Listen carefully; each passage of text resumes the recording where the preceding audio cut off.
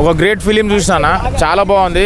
Goat and first of all Vijay గారు ఒక negative స్టిల్లో చూసి మనకు కోపం తెప్పించడం అనేది చాలా great. First of all Vijay గారు అంటే కోపం వచ్చింది ఆ క్యారెక్టర్ చూస్తుంటే.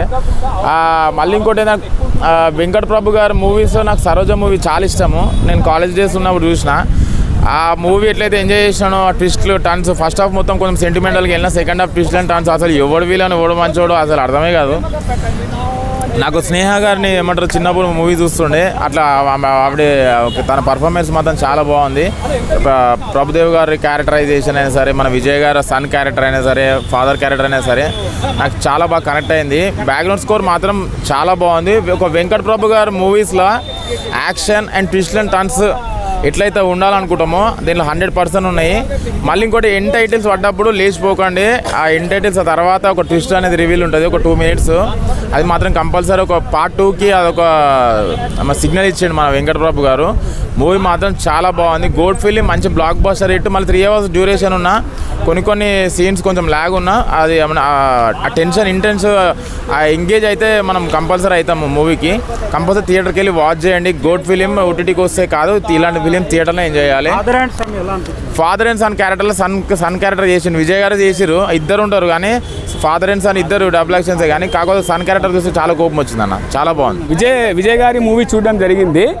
సో విజయ్ గారి మూవీ చూడడం ఎందుకు జరిగింది అని అంటే, ఈ మూవీ లాస్ట్ మూవీ అని అన్నారు, చాలా మంది చెప్తా ఉన్నారు.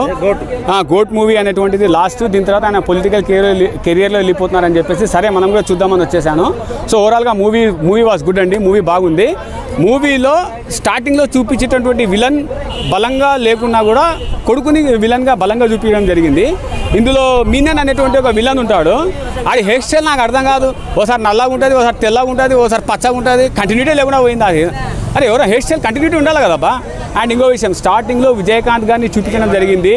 సో విజయకాంత్ గారిని ట్రిబ్యూట్ చేయడం జరిగింది. He gave a tribute to Vijayakanth గారు. అండ్ నాకు కూడా చాలా బాగా నచ్చింది. అండ్ ఇందులో ఇక్కడ ఒక విషయం, పిఎస్పీకేకి మన విజయ్ గారికి ఒక కోఇన్సిడెన్స్ ఉంది. ఖుషి సినిమా అని పవన్ కళ్యాణ్ గారు తీసుకుని హిట్ కొట్టారు జరిగింది. సో పవన్ కళ్యాణ్ గారు సినిమాలు తీసుకుని ఈయన హిట్ కొట్టారు విజయ్ గారు. ఇప్పుడు ఇక్కడ మన పవన్ కళ్యాణ్ గారు PSPK deputy CM. Might be he will become a CM or might be I don't know. And so ఇది కోఇన్సిడెన్స్ అనేటువంటిది.